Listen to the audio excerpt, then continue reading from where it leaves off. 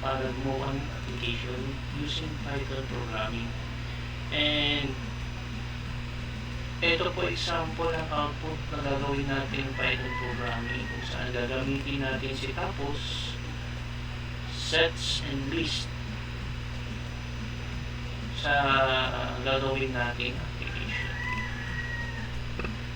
So ayun, yung output natin, meron tayo dito mga sample products and yung product name natin and also yung price nya. And pagkatapos nyan ay hihingi siya ng input kung ilang items yung bibili natin. So kung may 4 tayong items, lalagay natin 4. So ito yung sample natin. Meron tayong 3 items na bibilhin. Pagkatapos natin i-enter yan, ay yung next na gagawin is magkakaroon ng looping kung saan mag-i-input tayo ng item natin, number 1, kung ano yung pipiliin natin ng item dito sa mga product natin, and piliin natin si number 1, mag-i-increment na naman yan kung ano yung tatlo yung item na bibili natin, hanggang 3 rin yan. So yung pangalawa na item is onion ring ulit, and price, and yung pangatlong item, yung number 5 naman, yung po sakto 20 pesos yung amount. So dito lalabas na yung mga products na binili natin at yung price nila. At pagkatapos na yung item na pinurchase natin, ito na si onion ring. Yung pangalawang onion ring item na pinili natin, yung pangatlo number 5 po sakto, number 20 pesos. I-compute niya yung VAT na 12% ng total na price na binili natin. Then yung net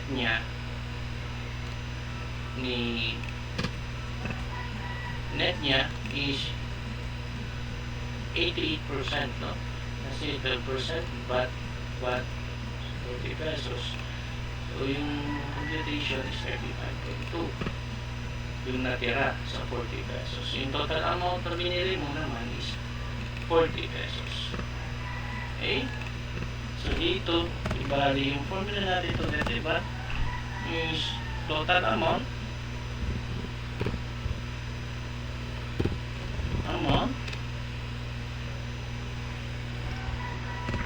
times 0.12 is equal to what?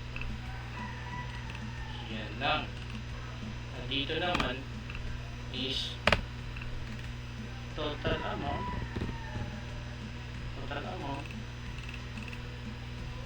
minus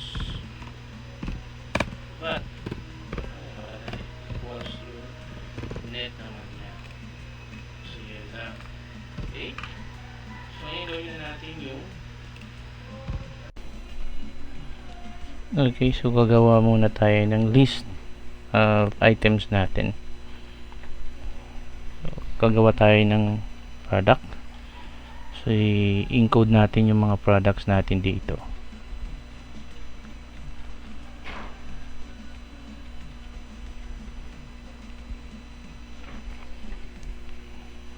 Yung si VCAT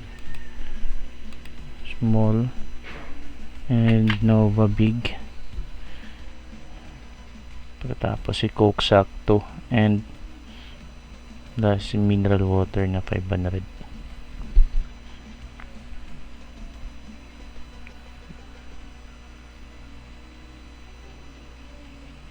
Yung next natin yung amount naman. Although mayroon itong mas advanced, pero punta lang tayo sa basic kung saan dalawang list yung gagamitin natin. Total yung values naman ni product and amount, yung index number niya will start to 0 naman. So yan, nalagyan na natin yung amount.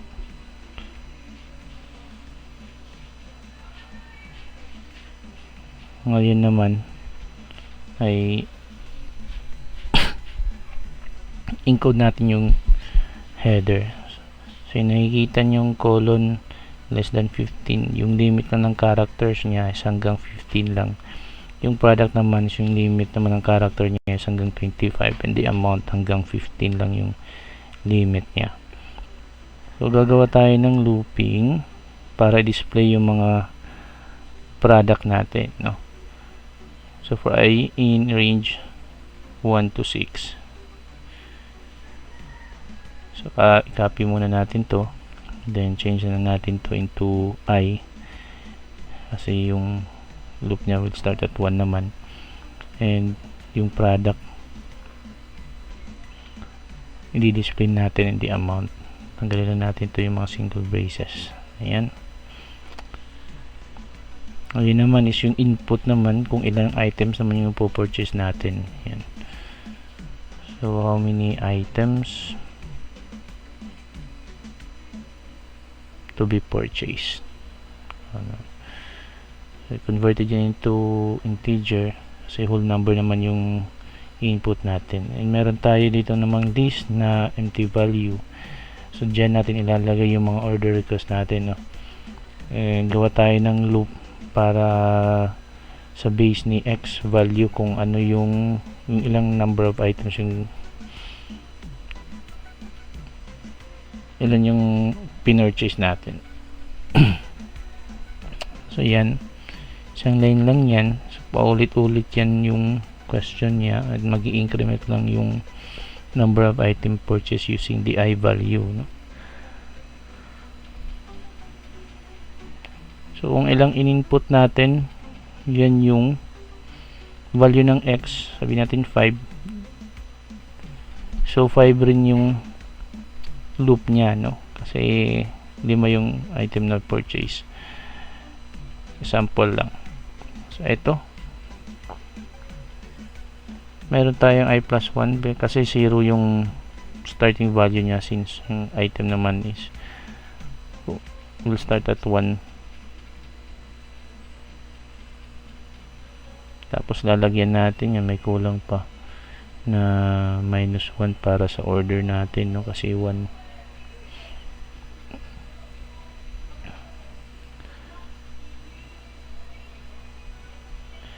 So ngayon nag-input na tayo ng value, so maglalagay tayo ng header, yung mga items na pinurchase natin ay ilalabas natin. So pagkatapos ng header, items purchase, so gagawa tayo ng initial value ng sum. Ito yung mag-hold ng total amount natin, no? So gagawa tayo ng looping at ipapalabas natin yung mga item na napili natin. Product order, so yung product based sa order value index natin. So ano yung value ni order 1? So sabihin na natin 1, so lalabas yan onion ring.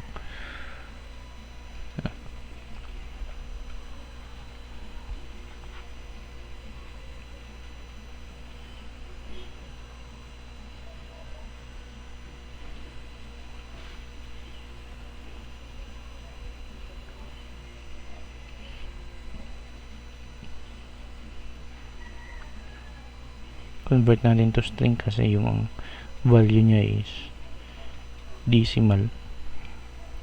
So di-display naman natin siya into string value. Yan. Ito naman, sum is equal to sum plus yung amount na in-order natin. So i-add up lang niya para mamaya sum na lang yung gamitin natin para mag-compute yung VAT and net.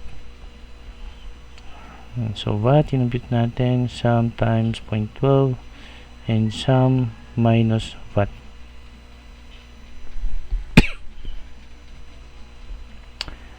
And yung total is equal to sum.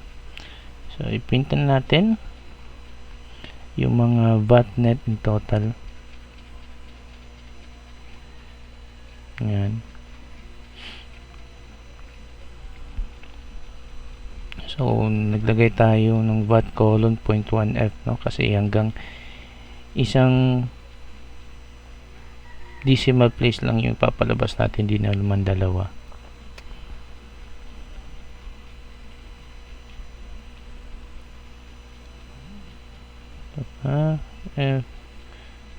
So yun. Now mayroon pa tayong kulang dito para may mali sa range natin, so kailangan natin lagyan ng index.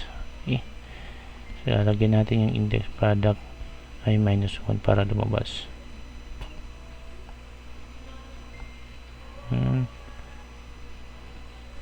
I-display na natin.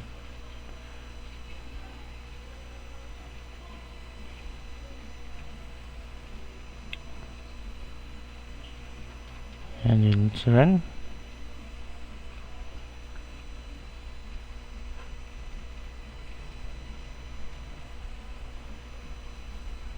Yan yung output. So